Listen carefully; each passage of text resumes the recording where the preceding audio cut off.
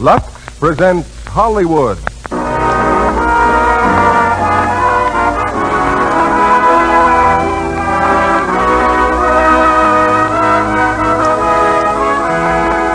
The Lux Radio Theater brings you Disputed Passage, starring Alan Ladd, Akim Tamirov, and Ann Richards. Ladies and gentlemen, your guest producer, Mr. Brian Ahern.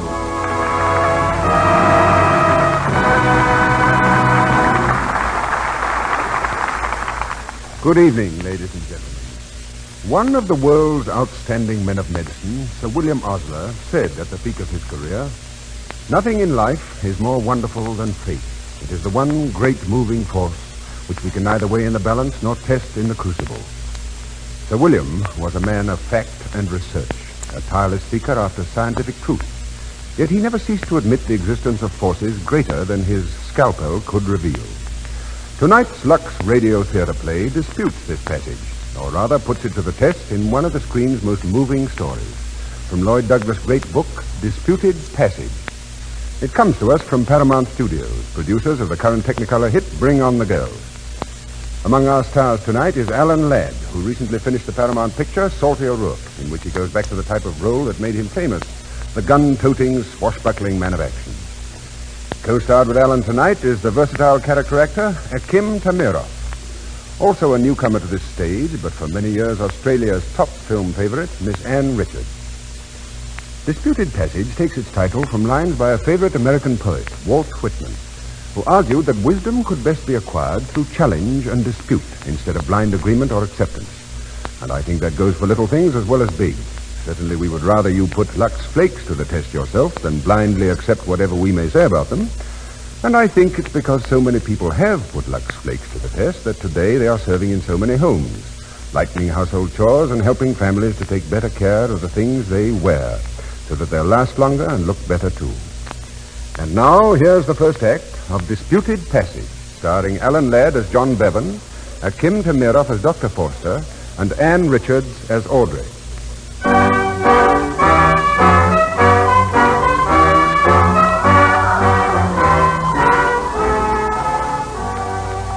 Some 15 years ago, at one of our larger medical colleges, a group of new young students, nervously excited, file into their first class in surgery. They know the significance of the moment. It marks more than the start of their careers. It is their introduction to the almost legendary figure who will rule their lives for the next 4 years. Their teacher, Dr. Max Forster. Well, what's the idea of keeping us waiting like this? Don't worry. You'll see so much of Forster, you'll hate the sight of him. Now, who says so? Every guy who's ever studied under him. He's a sarcastic, egotistical heel, and I'm ducking the eminent Dr. Forster every chance I get. He's still the greatest surgeon in the world. Oh, you'll find out, Bevan. You'll find out. Dive down. Here he comes. Sit down. Sit down. This is a classroom, not a ballpark. Well, for reasons known only to yourselves, you've elected to study the science of medicine. All right? But get this through your heads. You are no different than any other class of beginners in any other medical school. Your own opinions to the contrary? At least 60% of you will prove so completely stupid that you will have to leave for the protection of the general public. Only in 10% of you will there be a meager evidence of superiority. It is to that 10% I now speak. From this small group will come the pure scientists, in whose life there's room for nothing but science. Someone, someday, will tell us what we want to know about cancer. Someone will give us the cure for infantile paralysis. If I may venture a prediction, the men who are to achieve these feats are already born. Perhaps they are experienced scientists on the eve of their discoveries. But it also may be that they are students in some medical school. These men may be here, in this room. All right, now, as I call your names, you will rise. Ralph Anderson? Yes, sir. Well. Gentlemen, Mr. Anderson obviously will specialize in surgery. Thank you, sir. Yes. Since nature has seen fit to give him hands suitable only for stump pulling, he will no doubt pursue a career requiring to greatest delicacy and skill. You may sit down, Mr. Anderson. W. Bain? Yes, sir. Oh, lady. And so you have decided to overcome the handicap of your sex and go out to do a man's work. Very well. No doubt you see yourself as some ministering angel, restoring health to those fortunate enough to feel your cool hands upon their fevered brows. I see no reason why I can't be a good doctor just because I'm a woman. Oh, you don't? Oh, perhaps you suffer from faulty vision, Miss Bain. Sit down. John Wesley Bevan. Stand up, John Wesley. Let the congregation see you. Yes, sir. The records indicate that you came from a righteous little college engaged in the manufacture of preachers. That's right, sir. Well, you will be interested to know we have a standing reward here for any dissection that proves the existence of a soul. How much is the prize, sir? I shall be glad to sign the check, Brother Bevan, and let you fill in the figures. As a son of faith, you doubtless believe in the hereafter. Well, it's a theory, sir, that science hasn't yet disproved. Science concerns itself with facts, not metaphysics. And you will find no interest here in a churchman's views on anatomy or pathology. I can quite understand that, sir. Any more than a scientist's viewpoint would be of any interest on religion. I trust, Brother Bevan, you will not be long in learning that rhetoric belongs in a pulpit, not the laboratory. I'd always supposed that, sir. Until now. Quiet! If there's any more of this moronic laughter, I'll dismiss the class. All right, sit down. Alexander Clarkson. Alexander Clarkson!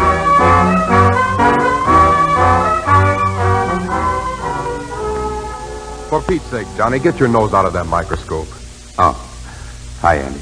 I've been looking all over for you. I told you I'd be in the lab. In case you haven't heard, Christmas vacation started today. Yeah. And you said you'd come home with me? Andy, I just can't go. Now, come on. I'll help you pack.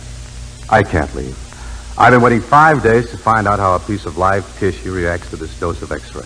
You have, I'll show you how live tissue reacts to roast turkey. I'll take a rain check on that. What are you trying to do? Please, Forster? You couldn't impress that egomaniac with a Nobel Prize. He's still the greatest surgeon in the world.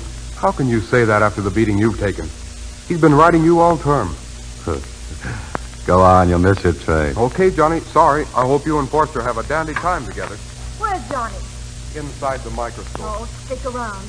You might like to find out what happens when a person blows up spontaneously. Forster, huh? You too. Well.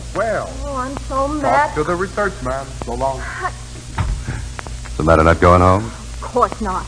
Dr. Forster doesn't believe in holidays. He just slapped 4 of my anatomy drawings back in my face. Well, what of it, if they're not right?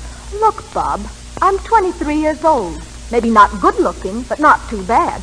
And I haven't had a date or put on an evening dress or even danced in 4 months. Nothing that I could remotely enjoy. Now, well, why couldn't he wait till after the holidays for his stupid old drawings? Hey, now wait a second. You don't have to cry about it. Who's crying? Why, he couldn't make me cry. Oh, it's no use. Got a spare shoulder I could borrow. Sure. Now, look, Winnie, it's just that... Well.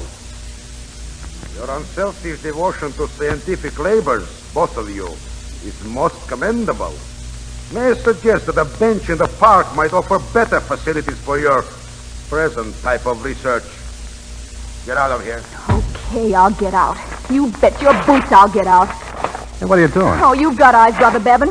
So far as I'm concerned, Lincoln just signed that proclamation. This slave's going out and celebrate her freedom. Come on, let you and I get stiff. Well, Winnie, but I can't go. You don't want to go? You don't know how I want to go. But these experiments cost money, and in just about 42 minutes, something's going to happen in that test tube that I've been waiting a good many days to see. I get it. Or do I? Well, how about a date for next Christmas?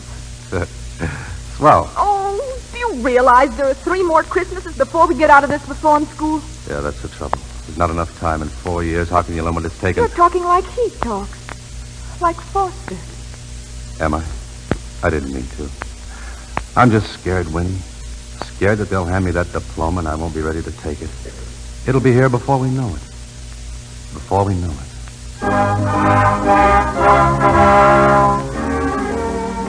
Following midterm examinations, the second-year medical students listed below have been placed on the honor roll. Alberto Fioretti, chemistry. Watson Shelby, materia medica. John Wesley Bevan, surgery and medicine. Joseph Morgenstern. From Dr. Max Foster to all third-year medical students, from January 4th to 17th, all laboratory sessions will be in charge of John Wesley Bevan. Anyone failing to attend these sessions will be held accountable to the dean of the university. Well, how do you like that? Bevan! Well, why not? He's top man in the class. Foster had to choose him. Yeah, and Bevan's no different than Forster. He had a heart when he came here 3 years ago. It's gone now. All work and no feelings. Foster's made a convert, all right. The pure science. Commencement exercises, College of Surgery and Medicine, will be held June 3rd on Hadley campus. Principal speaker, Dr. William Cunningham, Carlisle Hospital, Shanghai. Gabriel Award for Best Scholastic Record, John Wesley Bevan. Valedictorian, Thomas Layton.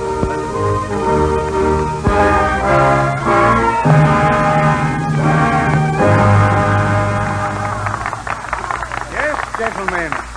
35 years ago, when doctors received their diplomas, they didn't have to know so much. Still, the job we've done hasn't been too bad. I think that's been due to a power greater than our own. You'll learn something of that power sooner or later. It has nothing to do with science. It has everything to do with humanity. In your years here, you've worshipped at one shrine, science. And that is as it should be. How do you feel, Dr. Anderson? Never felt better, Dr. Bevan. How do you feel? Fine, Doctor. Then pipe down. I want to hear Cunningham. Why, he's not a doctor. He's a missionary. And a pretty dull one at that. I charge you, you cannot cure the ills of a body and leave the soul in torment. And that's all that 35 years have taught me. And for what it's worth, I pass it on to you. Thank you, gentlemen, and good luck. Thank you, Dr. Cunningham. Now there remains the awarding of one special award, Dr. Max Foster. I am sure you will realize that the warm atmosphere of brotherly love engendered by Dr. Cunningham has nothing to do with the appointment I'm about to make. I'm asking John Wesley Bevan to hold forth in my laboratory for the coming year as my assistant. Do you accept, Dr. Bevan? Yes, sir. Like you, I recognize the ship is more important than the crew. Thank you, sir.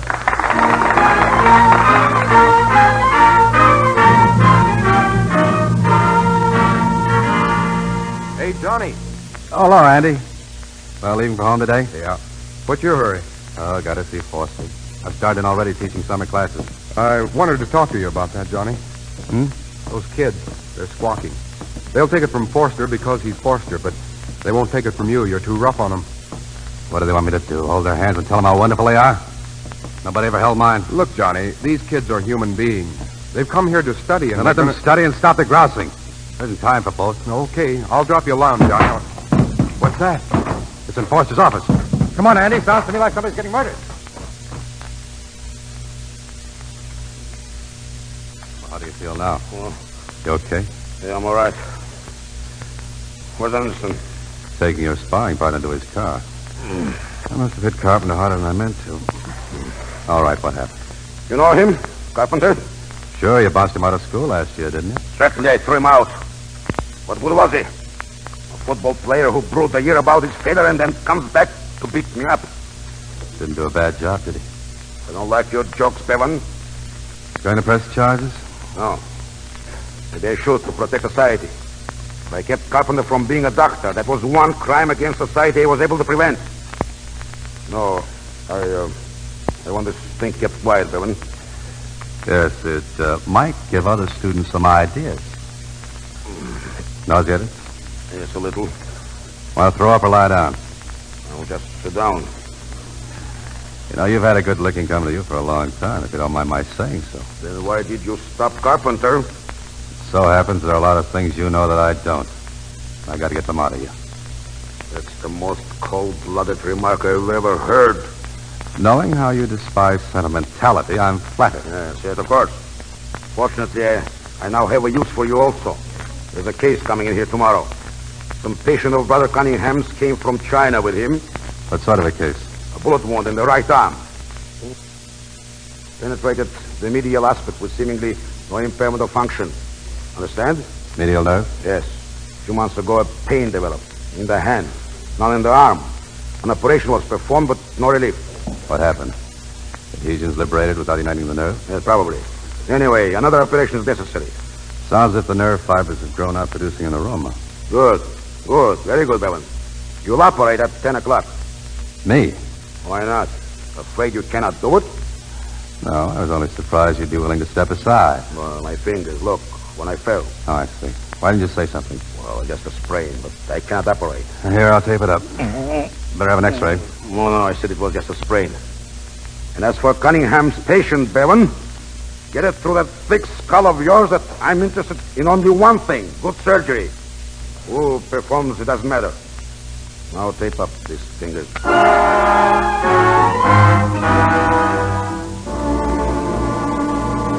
patient's inside, Dr. Bevan. Oh, thanks. Good morning. I just wanted to, Good morning. Oh, I beg your pardon. I wasn't expecting to see a girl. Where is Dr. Foster? Dr. Cunningham told me he was to operate. Well, he hurt his fingers yesterday, and I'm afraid that he... Oh, I see. It is you who will operate? With your permission, of course. Dr. Forster didn't tell me that. I mean, a bullet wound, you know, I thought that... Using the anesthetic, doctor, there's no need to talk your patient into unconsciousness. You are in good hands, Miss Hilton. I explained to Dr. Cunningham about my automobile accident. Oh, please do not think me difficult. It is quite all right. Then we'll proceed. Nurse, call surgery. Dr. Bevan will operate at 10 o'clock.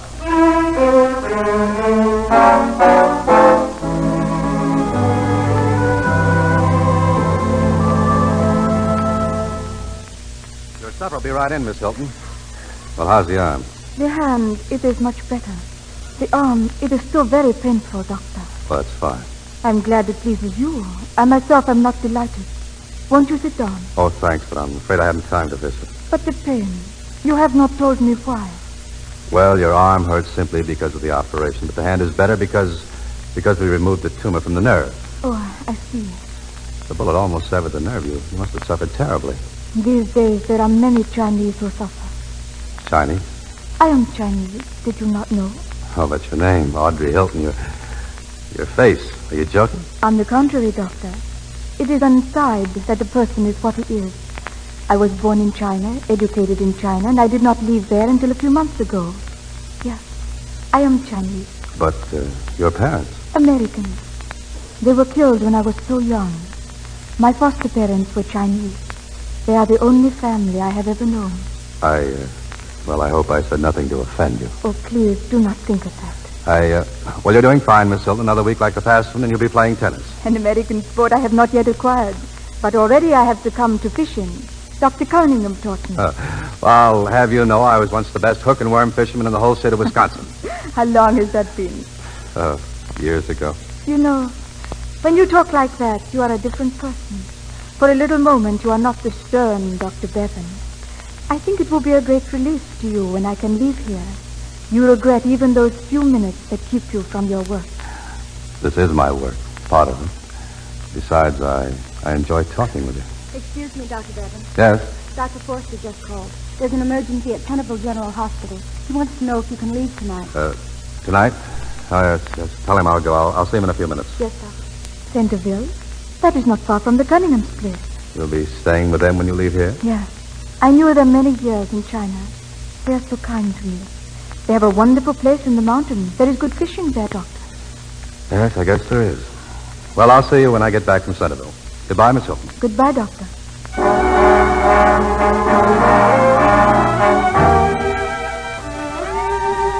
Centerville General Hospital. One moment, please. Dr. Spencer? Hold the wire, please. Centerville General Hospital. Oh, Dr. Bevan. Yes? Dr. Foster's been calling you, sir. Shall I try to get him? Oh, please. Can I take it here in the lobby? Yes, Doctor.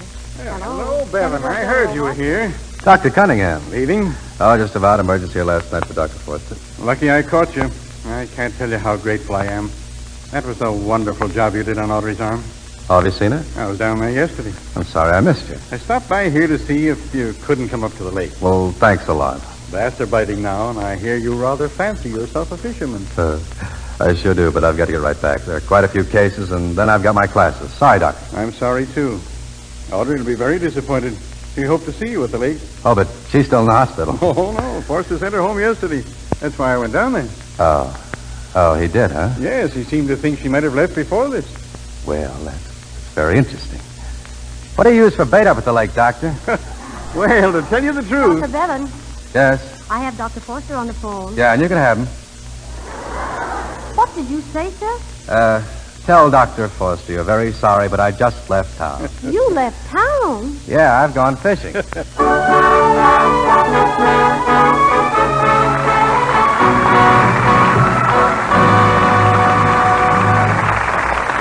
Act two of Disputed Passage will continue in a moment. Now, here's Libby Collins. One of my friends said the other day, Libby, what makes a man fall in love with a woman and then stay in love? Well, a lot of girls are asking that question these days. The answer isn't easy, because love is made up of a lot of little things. But of one thing I'm sure. One great, compelling quality is daintiness. Think about that for a minute. Isn't it true that girls you know who are always dainty are usually the ones who have good times? Daintiness attracts a man and holds him. Daintiness is such an easy thing to acquire, too, and easy to keep. Lux Flakes do a wonderful job of whisking away the day's perspiration from under things, leave them sweet and fresh. And Lux is so safe for your pretty things. It's mild and gentle, won't harm the nicest colors of fabric. Just as safe as water alone. Why, do you know a famous laboratory made actual color measurements? They found that undies washed the Lux way stayed color fresh 3 times longer. Those washed with a strong soap, too hot water, and handled roughly looked drab and old very soon. You wouldn't think girls would abuse undies that way these days, would you? If you want to keep your undies lovely longer, start Luxing them tonight, and do it every night. Then you'll know they'll always be fresh and dainty, and keep their lovely new look longer. Now, Brian Ahern returns to the microphone. Act two of Disputed Passage, starring Alan Ladd as John, Akim Tamirov as Dr. Forster, and Ann Richards as Audrey.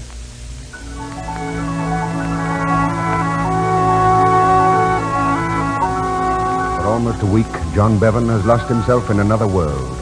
A lazy world of freedom and quiet beauty and good fishing. As he walks with Dr. Cunningham back to the lodge, the conversation drifts around to the old doctor's other guest, Audrey Hilton. By the way, how did she get that bullet in her arm in the first place? Audrey hasn't told you? No. Her home was in the interior of China. When the Japs came through, well, I guess Audrey was lucky at that. She's alive. She told you nothing of her background? You mean about China? Yeah.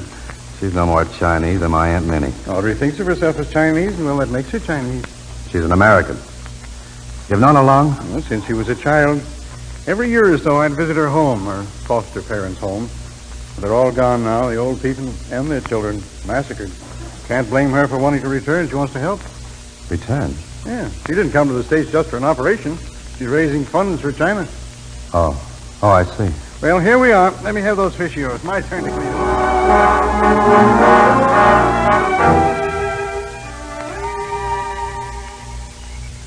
But I've been away from this sort of thing so long, Audrey. It's hard for me to realize it exists beyond hardware store calendars. What exists? Oh, things like this. A lake in the moonlight, great tall pines, bass jumping. The works. John, that telegram. What did Dr. Forster want? Me? Well, I'll leave Sunday night. You know, I haven't thanked you for getting Dr. Cunningham to ask me here. I was surprised. I did not think you would come. You think I'm just a machine, don't you? I think you may become one. If there's a wall around me, it's because I deliberately built it. You or Dr. Foster? He started it the first day when I came to his class. And later when I saw him work, and I thought I had never seen anything so beautiful in my life. So you decided to be just like him? I hated Foster as a person. In some ways I still do, but what he stands for, that's different. Well, I swore that nothing would interfere ever with what he taught me to go after. That explains so much. How do you know what I'm talking about? Oh, but I do. That's why we were drawn together. I do have a ward, but not of my own choosing. That is why we can be friends. Audrey, Yes? what you said just now about our being drawn together. I should not have said that. I'm glad you did. I want to ask you something. You may ask me anything. I want to kiss you. You wouldn't mind? No. My technique, it's pretty amateurish, isn't it? Audrey, what's wrong? Nothing. Well, of course there is. I acted like a kid. No. But you will soon forget because you are seeking to avoid life. I shall remember because I am lonely and seeking to enter into it. Do you think that by accepting the unworthy friendship of a miserable doctor, you might feel less lonely? I am sure of it. Provided the honorable friend of Lan Ying would not find her a nuisance. Lan Ying? It's my Chinese name. Sometimes I get so hungry to hear the sound of it. Lan Ying? Please. You will go back to your world and I to mine. But we shall be friends forever. Is it not so? I hope so, Audrey. What time is it? What time? Oh, it's a little after 9. Why? Because we must go back now. I am leaving tonight. What are you talking about? I am going to New York and to Washington. Oh, every now and then I think I understand you, and then up comes something like this. Why didn't you tell me you were leaving? Please. I also have my work to do. In my little way, I do what I can for the Chinese people. Oh, I see. Let us walk back now.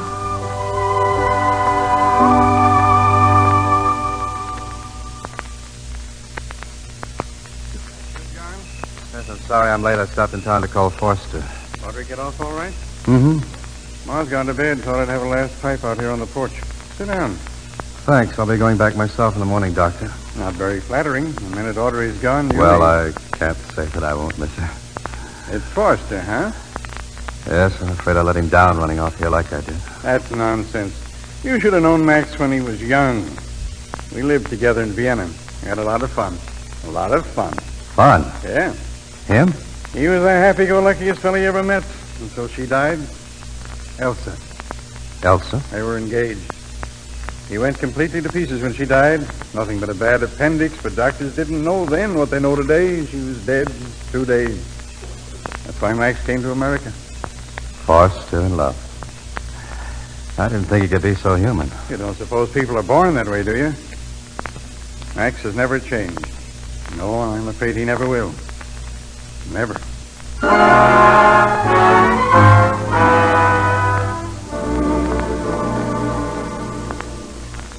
Well, Brother Bevan, I hope you enjoyed your fishing trip.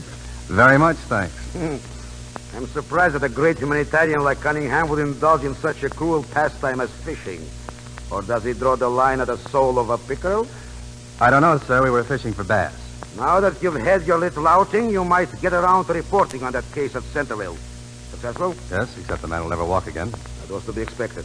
I spoke to the superintendent about finding him a job in the hospital. Why? What business is that of yours? None. I just felt like doing it. You mean that Cunningham impressed upon your mushy mind the notion that social uplift is more important than surgery, As a matter of fact, we did talk about the case. Mm-hmm. Well, it may interest you to know that we're to have his noble influence here, too.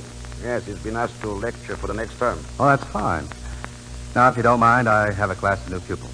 Go ahead. Feed them on milk and water. Tell them what noble little knights they are. Yes, soften them up for Cunningham. Tell them to be doers of good deeds and inferior doctors. You'll find my classes conducted as they should be. When they're not, you can always have me fired.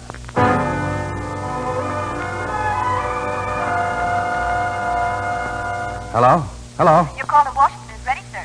Thanks. Hello, Audrey? John, what is it? There is something wrong? Oh, no, nothing, except I want to see you. I've been trying to reach you all week, Audrey. Dr. Cunningham says you're leaving for China. Yes, John, soon. I have been thinking that I must go. Well, I've been thinking too, Audrey, and I have to talk to you. You cannot come to Washington? Well, the hospital's pretty full. I don't know when I could, but... Oh, would you like me to come to you? I could stop off if that would be agreeable. Oh, nothing would be more agreeable. It will be several days yet. I will send you a telegram. Oh, that's wonderful, Audrey. I'll be waiting. I realize what an imposition this is, Abbott. Now, if you feel at all uncomfortable... Please, Professor, it is a great honor for your humble student to cook the dinner. Well, what about the dinner? Is it going to be okay? Oh, the dinner will be excellent if the professor's nose will permit him to eat it. Pretty smart, aren't you, Abbott? Oh, someday, perhaps. Not now. Look, where the Chinese like you get the name of Andrew Abbott? In your classes, the students are seated alphabetically, sir. The A's nearest the professor. The Chinese like to be close to the fountain of wisdom. Also, Yes? being close, the tendency is to be called on first for answers. I have observed that if the first student answers incorrectly, the professor is not as furious as when the third person fails. That is why I am Andrew Abbott, sir. Now, if I may retire to your kitchen, sir, I suggest you welcome your guests.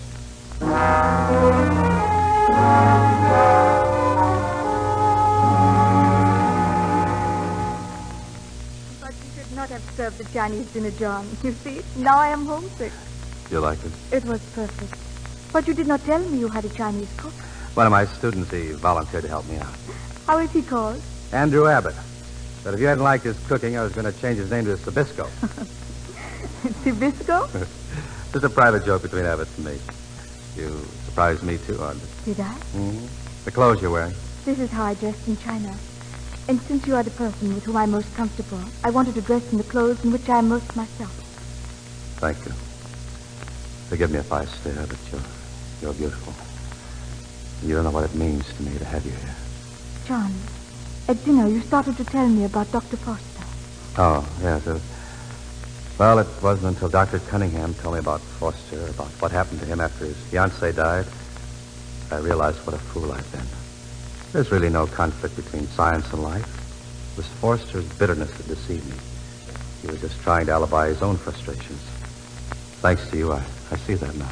I'm glad you feel more kindly toward the world. Well, I'm not thinking of the world. I'm thinking of us. You have been thinking of others, too. Dr. Cunningham wrote me what you did for that man in Centerville, the one who cannot walk. Audrey, don't you see? That's all you're doing. 6 months ago, I wouldn't have bothered my head about that man. Oh, but you would if you had known. Yes, if I had known you and been in love. No, do not say that. Oh, I must say it. I fought against it to start, and quite suddenly I knew that was my salvation. I want you here always. I want to marry you. No, that cannot be, and you must realize that. Our lives are so completely foreign, completely different. Do you remember, John? I once told you I, too, had a wall that kept me from you. What is it? A promise, a solemn promise that is not yet fulfilled. If you'd only tell me, maybe I could... No, I cannot tell you.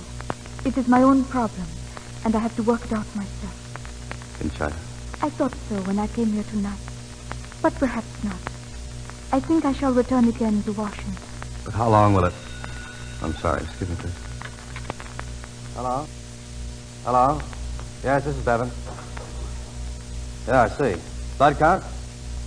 Why did you wait? All right, get him in the surgery. I'll be right over. Well, you see, dear, that's what your life would be. I've got to leave Audrey Hospital. Will you wait for me? No, but I should like to stay here until it is time to go. Go back to Washington? Yes. But one promise I will give you. If I ever do come back here, it will be to stay. Goodbye, darling. For a little while. For a little while, yes. I too hope so.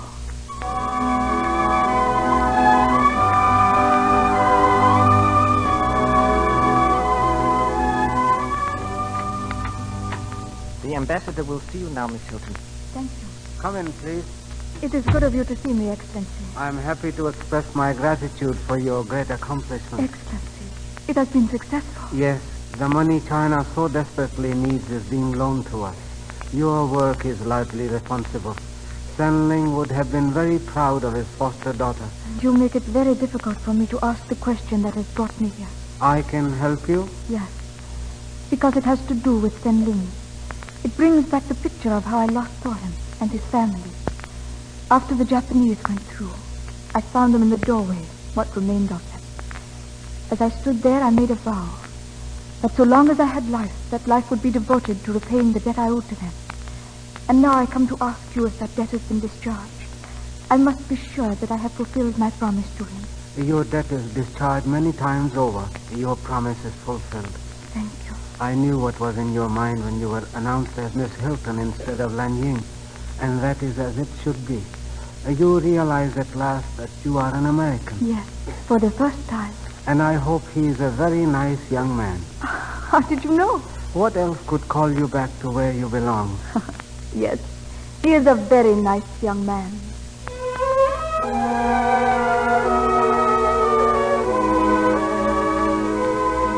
Hello, Max. Oh. Come in, Cunningham. Come in. Seen Bevan today? And this morning? You know, that boy is very fond of you. Bevan? Bevan is fond of no one. He doesn't know what emotion is. And besides, I suppose you leave Bevan alone. We're getting along very well. Actually, you're very fond of him, too. Yes, promised. Great promise. If nothing happens to hold him back. Nothing will hold him back. That's what I wanted to make sure of. It'd be a bitter blow if you turned against him. Me? What are you trying to say? He's going to be married. He what? Yes, he called me a little while ago. Wants us to have dinner with him tomorrow night. Audrey Hilton will be back from Washington in the morning. So that's it. That's it. I knew he'd been seeing the girl, but I had no idea he'd be such a stupid just a minute. I know. You think it is wonderful. Of course I do. Yes, of course you do. What difference does it make if the world loses a potentially great scientist so long as he's happy? Bevan needs at least 5 more years of training. What makes you think he won't get it? But a wife? He'll be out grubbing for money. You're wrong, Max. He'll work harder than ever. A man doesn't always get a chance at real happiness. You, of all people, should know that. And you should know to mind your own business. Now let me alone. Come in. It's good to see you, Dr. Foster. Forgive me for coming to your hotel, but I wanted to see you alone. I thought John would be with you. When I called from the station, You he were said... detained for a little while at the hospital. Miss Hilton, I can hope that I may be frank with you. If you were granted with the same privilege, Doctor. Yes, agreed. I understand you plan to marry John Bevan. Yes. Mm-hmm. And you realize, I suppose, that you are ruining a brilliant career, possibly one of the greatest. I know you're serious, and so does John. We do not believe them. Oh, I wish you could trust me. I will not hurt him nor his career. You have already hurt him. But that is not true. How could I? In the only way that matters, his work. It has fallen off miserably since you first came here. There is no reason for that. There is every reason, Miss Hilton. No man can concentrate when his mind is beset with doubts, anxieties. Doubts? But he has no doubts Think, now. Miss Hilton. It is a man who chose a path for himself because he saw it would lead to a definite goal. Now, if you were in his position and you abandoned that path, wouldn't you be worried, fearful that you had done the wrong thing? Yes, that I can understand. I came here not to influence you, but to make certain things clear which perhaps you have not understood. The decision must be yours. Mine No, yours. and his. Yours only. He had made 2 promises. One to himself and the other to you. And he will break the first before he breaks the second, for he thinks then he hurts only himself. But you and I, realizing what he could make of If you himself... don't mind, Doctor, I think you have told me enough. You are an intelligent woman, Miss Hilton. I beg you to think it over. Good day.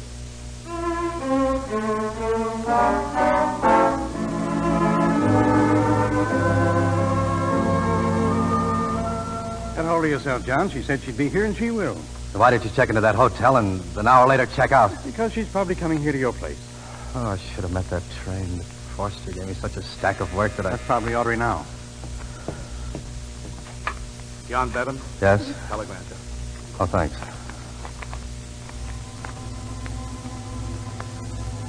Bad news?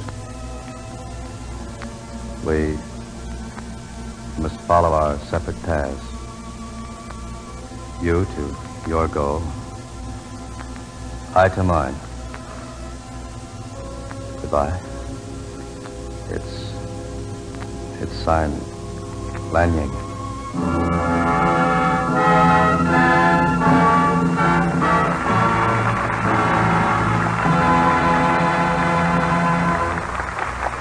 We pause now for station identification. This is CBS, the Columbia Broadcasting System.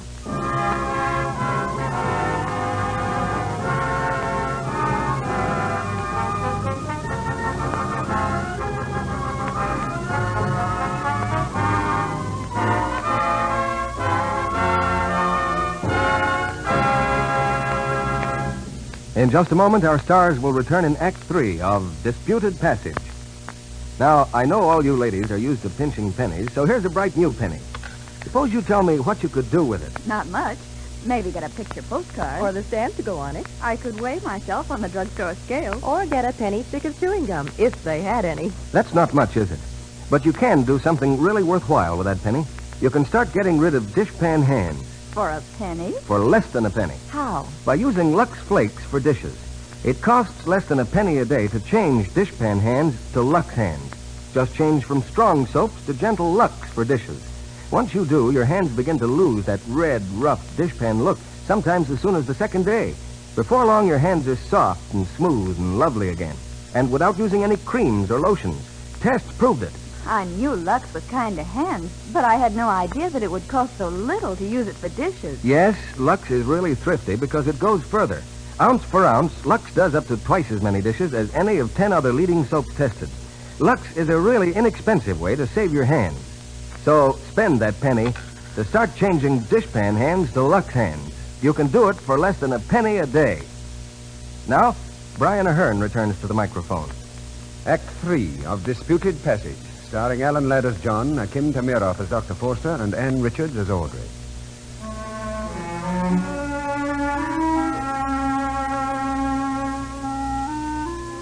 Three weeks have passed since Audrey Hilton's disappearance. Defeated and hurt, John Bevan has plunged into his work with even greater intensity than ever before. But his efforts show only an increasing mediocrity. And the first to notice it is Dr. Max Forster. You sent for me? Bevan, what in thunder is the matter with you? All right, what is it you want? I want you to get hold of yourself. Moping around like a sick calf. I'm getting fed up, Bevan. Tell me what you want, and I'll do it. But I don't have to listen to any of you. Oh, you don't? Having straight, plain facts is a little too strong for you, is it? And I thought you had backbone. Well, I was wrong. Oh, but that's impossible. You couldn't make a mistake. I made one in you, and I admit it. The cold-blooded Dr. Bevan, the true scientist. Look at yourself. Sniveling pub. Afraid to face life. My heaven, that girl had more stuff in her. Girl? What girl? What girl? What girl do you suppose? Look at me. Did you talk to Audrey? Take your hands off me. Tell me while you got a chance. Did you get her to go away? Yes. Yes, I talked to her. And she saw how stupid the whole thing was. Oh, you swine, you cold-blooded little hypocrite. You talk about backbone. Do you think you're fooling me? You'd been married now if you'd had the chance, but she died, didn't she? Bevan. Just because you couldn't be happy, you don't want to see anyone else happy. That's why you sit on your little tin throne and try to play God. I did what was best for you. You were throwing away your life. That's a lie. With her, I'll do everything I ever wanted to be, including a better man than you, because I'll know something you'll never know. I'll know what's inside of people besides blood and bones and nerves. I'll know the thing inside that really matters. Come back here. I'm not through with you. Well, that's too bad, Dr. Forster, because I'm through with you. I've been your stooge, done your work, taken your abuse, but now I'm free. And I'm clear now. And where do you think you're going? To find her. Save yourself the trouble, Brother Bevan. The Hilton girl has gone back to China. All right, then I'll go to China. I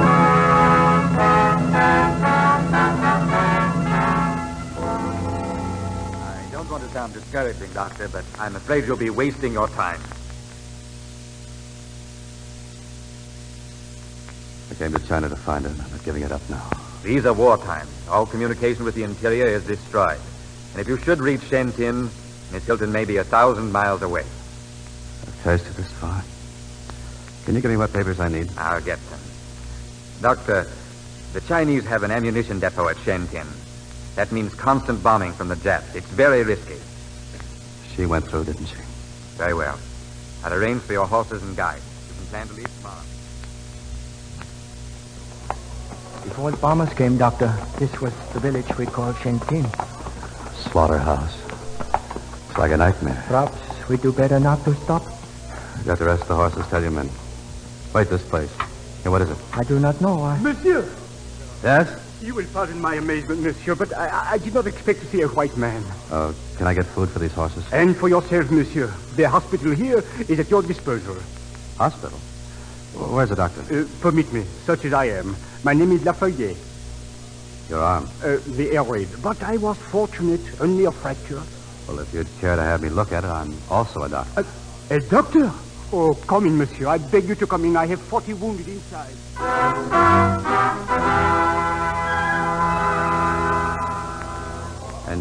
you attempt to handle all these patients yourself? Well, there's little choice. But I have two good nurses, Chinese. Thank you for looking at the old woman. She'll be all right in a few days. Monsieur, there's a child, a little girl. I'm sorry. I haven't time. I have to push on. Yes, I understand. I regret I cannot help you, but I have not heard of the girl you seek. Maybe if I come back this way, I can stay longer. Yes, of course. What's the use? A few minutes more won't matter. Show me the child. This one, monsieur. Her leg. We have not had time, and this arm of mine... Here, let me see. Broken? Yes, monsieur. In 4 places, as best I can tell. I have no more x-ray. Tell my guys to unsaddle the horses. I'll stay.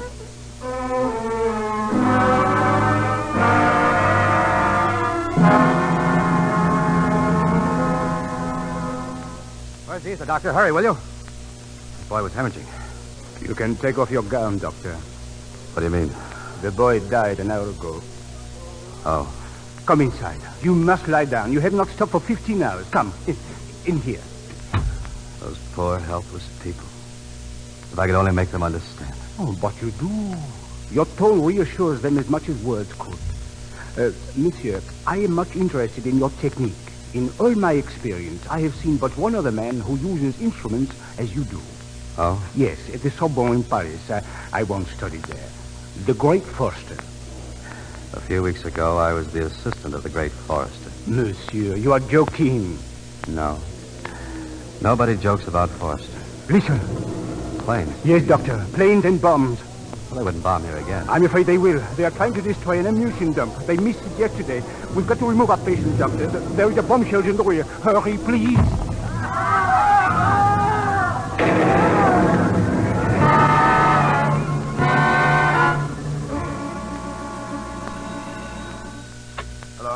Hello, Dr. Max Foster, please. This is Dr. Foster. What is it? Cablegram for you, Doctor? Cablegram. From China, Guangxi province. Read it. John Bevan wounded air raid. Shrapnel embedded in brain. Hold no hope. It is signed Basil Leperrier, Mission Hospital, Shendine. I think, Thank you. Nurse! Yes, doctor. Find out where Shentin is in China and the quickest way I can get there. I must get immediate observations. Don't stand there. Hurry!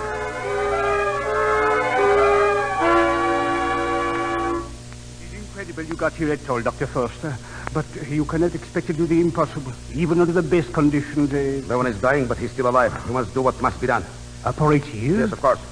Well, there's a Chinese doctor with him now, Dr. Chong. He can help you more than I. My arm. Oh, yes. But you'll stand by. I may need you for transfusion. Now get your surgery ready. Lafayette. Yes. The girl, Miss Hilton. Did Bevan find her? No.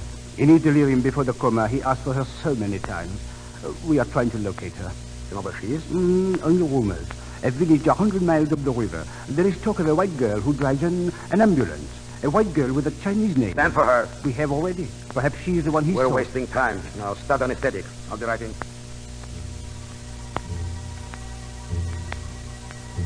What's weakening, doctor? Respiration 12. Leperrier? Yes. Look. The course of the shrapnel. You see, it has penetrated the frontal lobe. We shall find it about the fissure of Orlando. There is nothing we can do? Nothing? Why, we can remove the pressure. The patients inside, they are praying for Let him. them pray. It will take their minds off of themselves. Light. Where is more light here? If you were Bevan's doctor, would you want prayers or my skill? I would rather not answer that. Where are retractors? Retractors!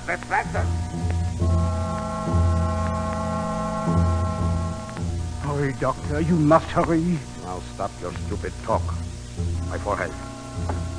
Wipe my forehead! The pulse becomes weaker, doctor. Transfusion. Leperrier. We are prepared. Fighty. Les bongoirs. 30 minutes more. Perhaps less. Less? Yes, he may die.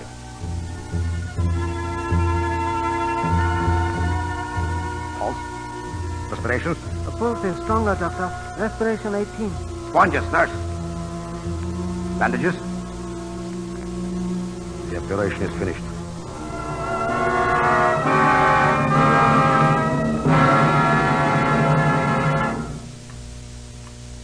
It should have started to rally hours ago. The pressure was lifted. There is still hope, doctor. He holds his own. I tell you, cannot understand it. You must not harass yourself.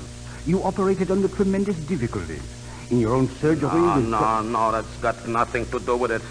The operation itself could not have been more successful no matter where it was performed. Whatever these two hands can do, they have done. But there he lies, and I'm helpless. Yes. All that science can do has been done. Nothing can help Dr. Bevan now except himself. Himself. And what does that mean? What can Bevan do? He's never come out of the coma. There comes a time when we are all helpless, we men of medicine, when nothing can help except something inside the patient, the will to live. If there were but some way to strike a spark within him. Save your breath, please. I have no time to listen to talk of mystic powers. Oh, no. I speak of nothing strange, monsieur. I speak only of his soul. Doctor, do you hear? The planes again. Planes? We can't move him. Get him mattresses quick. Furniture. Anything that might protect him. Wait. It comes from the west. The Japanese never come from the west. Chong, look. It is a Chinese plane. It is landing. A woman gets out. A woman. What woman? He's coming to us, gentlemen. It is Audrey Hilton.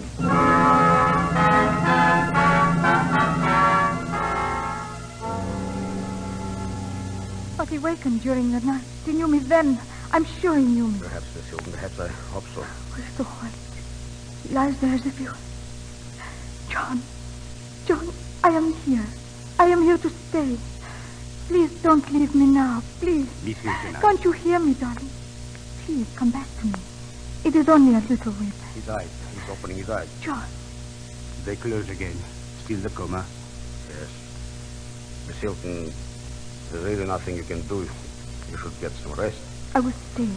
He may waken. He may waken.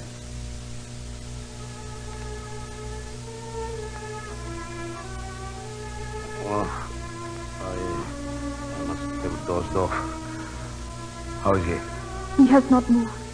This blanket. The dawn was cold. She put it about you. Audrey. You? Audrey. Look, he rouses Doctor. Stand aside. Audrey, don't go. No, my dear. I will stay always. God in his infinite mercy. Foster. Is that you? Yes, John. Don't try to talk. God. Water. Water? No, it is too soon. Not yet. Tired. So tired. Want to sleep. Sleep, my darling. The sun will be here when you wake. The sun and I. The sun and you. Doctor. All I could do, I did. It was not enough. What are you saying? Look at him. The shock. It was too much for any human. But he's breathing. It is regular. Sometimes I think that yeah. He's sleeping. In his face, the color returns. He will recover. Thank God. Oh, thank God. Audrey, come here.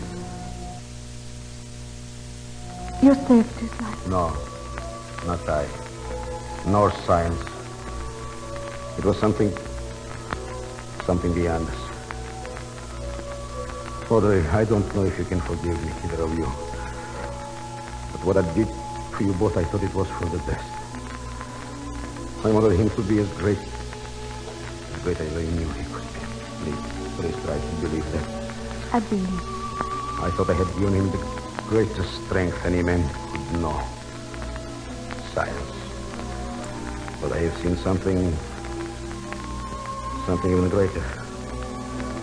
Surely there is a God in the heavens where I have seen. Yes, I have seen his miracle.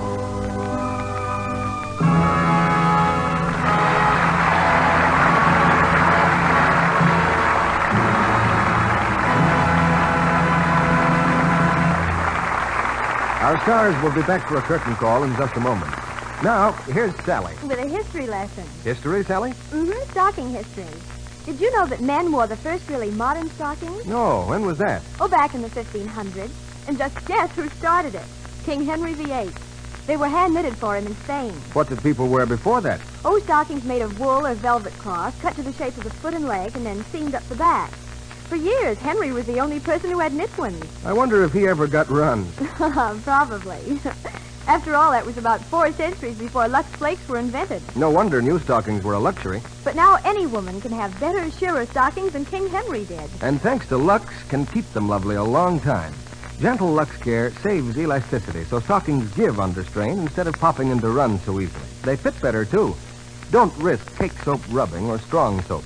Strain tests show these things make runs come much sooner. Stockings washed with mild Lux Flakes last twice as long. And that's just like getting an extra pair of stockings every time you buy a pair. Lux Care is thrifty. Now, back to Brian Ahern and our stars. Well, I'm sure we're all grateful to Alan Ladd, Kim Tamiroff, and Ann Richards for their excellent presentation of tonight's play. And I must confess that after 15 appearances as an actor on Lux, it was sort of fun to sit on the sidelines for a change and watch. Oh, you deserve it, Brian. I hear you just got back from overseas. How long were you away? About 7 months, Alan. I went all through Italy, France, and Holland, and even into Germany. As a matter of fact, just about a month ago, I was playing for the troops of General Simpson's Ninth Army, who are now making this magnificent drive to the Rhine. It must have been a wonderful experience. I think it was the greatest of my life, Kim. A little rugged at times, perhaps, but with a real privilege to entertain those boys. And as I'm sure you and Alan have found in your work at the hospitals and camps. I understand that Alan's just returned from a 3-month tour. That's right. And as you say, it's a great privilege to entertain those men. Well, I'm sure we're all glad to be back, if only to welcome such a delightful newcomer to this stage as Miss Ann Richards. Thank you, Mr. Ahern. You gave me a charming leading lady, Brian. I can readily see why she's Australia's favorite screen star. Well, I think she'll be one of America's favorites, too, when she's seen in Love Letters, her new picture for Hal Wallace. Yes, in Love Letters, Anne is letter perfect. Well, what have you been doing at Paramount, Kim? Me? Watching Alan Ladd. Watching Alan? What, with Ann Richards on the lot? Well, she's been watching Alan, too. Yes, you see, we are both interested in horses. I see. And Alan sort of reminds you... Well, I think Kim is talking about the picture I was making, Brian. It has a lot to do with horses and horse racing. Yes. With all the tracks closed, Paramount was the only place where you could spend a day at the races. Well, if you're interested in riding, Anne, you should have seen Kim as Pablo in For Whom the Bell Tolls. I did. And does he ride a horse? Yes, I never thought anything filled with hay could be so hard. What play are you doing next week, Brian? Well, for next Monday night, we have an especially delightful play. The RKO comedy success, The Devil and Miss Jones. And our stars are Charles Lawton, Linda Darnell, and Dennis O'Keefe. It's the story of a wealthy executive who goes to work for his own firm as a lowly employee and discovers not only how the other half lives, but how they play and think and love. A discovery that brings him long-missed happiness. Sounds like great entertainment, Brian. Good night. Good night. Good night. I hope we meet again.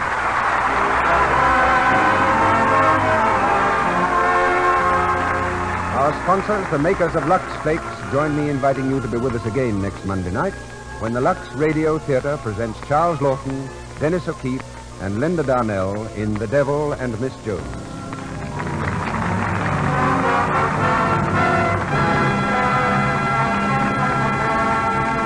Housewives help America at war by saving those waste fats and greases from your kitchen. They're vitally important in the manufacture of essential war materials, which is why your butcher is prepared to give you 2 red ration points plus 4 cents per pound. Our music was directed by Louis Silvers, and this is your announcer, John M. Kennedy, reminding you to tune in again next Monday night to hear The Devil and Miss Jones with Charles Lawton, Linda Darnell, and Dennis O'Keefe. Hurry, hurry, hurry. Get in on Spry's sensational flower garden offer. The makers of Spry Shortening offer 8 packets of high-vitality seeds that will give you masses of glorious flowers from spring till frost. Just send 15 cents with name and address to Aunt Jenny, Box 1200, Chicago, Illinois. And be sure to listen in next Monday night to the Lux Radio Theater presentation of The Devil and Miss Jones with Charles Lawton, Dennis O'Keefe, and Linda Darnell. This is CBS, the Columbia Broadcasting System.